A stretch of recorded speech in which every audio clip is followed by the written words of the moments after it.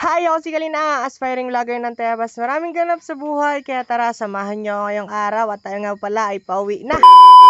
At bago nga yun mga Kalina, ay nag-almusal nga muna kami dito. At ito nga pala yung pamangkin at naglalambing na ako nga ako ay pauwi na, ay kainaman na. At ang ulam ko nga pala dito mga Kalinang ay tuyo at hotdog. Aba, ay ganong sarap. Pagkatapos ko nga mga Kalinang kumain ay pinasyalan ko nga itong ibon na ito mga Kalinang. At kainaman namang humano ka, talaga namang sakit ay. Nung nakapagpahindag na ako dito mga Kalinang, ay nagumpisa na nga ako dito ayusin nga ho yung aking mga gamit sa isang bag. Matapos nga ng mga Kalinang ay naligo na nga din ako dito. At ito nga mga Kalinang, nagbabay na ako dun sa aking pamangkin na talaga namang ayaw pa nga akong pawiin, ay kainaman na. Bali na una na nga si mama mga Kalinang bumabat, ako nga ho ay sumunod na laang. At siya nga po pala mga Kalinang ay naghahanap nga ho ng tricycle namin masakyan hanggang nga hong crossing. Bali nagsabay na kami mga Kalinang ni mama dito at ang lakad naman niya ho ay pupuntang bayan. At ako ng mga Kalinang ay pupunta na nga uling Tayabas. Mga 15 minutes nga ho lang po pala mga Kalinang na aking pag-antay. May mga dumaan na nga hong van at ito nga mga Kalinang ay pumarakot, nakasakay na nga din. At talaga na mga Kalinang hindi pa nga ho nakakalayo ang pakiramdam ko nga mga Kalinang ay may hilot na susuka na. Bali ang ginawa ko na nga lang mga Kalinang dito ay umiglip nga ho ng kauntian. At nung nagising nga ho mga Kalinang ay talaga namang hindi ko taga mapigilang magutom, kaya mga Kalinang kinain ko na nga yung aking baon na panutsa. At talaga na mga Kalinang masusuka na naman ako. Tapos yun nga mga Kalinang, meron nga tayo ditong naamoy na hindi kaaya-aya, kaya naman mga Kalinang sa part na to ay nagtaklob nga tayo mga Kalinang ng mukha. At talaga namang masusuka ang aking pakiramdam ay kainaman na. Sa haba nga mga Kalinang na aking naiglip ay naalimpungatan nga mga Kalinang. At dito na nga po pala tayo sa Pagbilao. Bali mabilis nga lang pala mga Kalinang yung ating biyahe dito at hindi nga ho ganun katagal mga Kalinang. Ang problema nga lang ho ay napatapat nga ho yung ating pwesto sa pinakang dulo. Talaga namang mahilo-hilo nga mga Kalinang aking pakiramdam na masusuka ay puro masusuka na nga lang ay masasabi dito mga Kalinang ay kainaman na. Pagkababa mga Kalinang sa bahan ay panandalian nga ho tayo, nagpahangin nga ho dito sa gran na talaga naman ang pakiramdam natin na hindi pa nga okay. At nung okay na nga mga Kalinang ay hinanap ko na nga dito yung sakayan nga hong biyaheng papuntang Tayabas. Pagkarating ko naman mga Kalinang doon ay sakto nga mga Kalinang at palis na nga ho ang jeep at dalawa na nga lang ho ang kulang. Pero ngayong inupuan natin dito mga Kalinang ay kakalahating pet na nga lang yung ating nakaupo sa bangko. Ay kainaman naman si Manong driver, pinagkasya pa kami ay kainaman. Ay kaysa naman mga Kalinang magantay nga ho tayo doon ng mga ilang oras ay di sumakay na nga ako mga Kalinang at no choice na nga tayo dito. At makalipas nga lang ho ilang mga minuto mga Kalinang ay nakarating na nga tayo sa bayan ng Tayabas. At agad nga ho dito mga Kalinang bumili nga ho ng juice at talaga namang gutom na nga ho ang aking inabot at tanghalian na nga pala are. Bali mga ilang oras nga ho nating pag-aantay sa tricycle mga Kalinang ay umalis na nga din pala are. At kung nagustuhan mga Kalinang yung ating video ay huwag niyo kalimutang mag-like and share and follow niyo rin ako mga Kalinang. At sa wakas nga mga Kalinang nakarating nga ho tayong ligtas dito nga ho sa bahay at sumalubong nga rito yung aking kapatid. Yun lang, bye bye.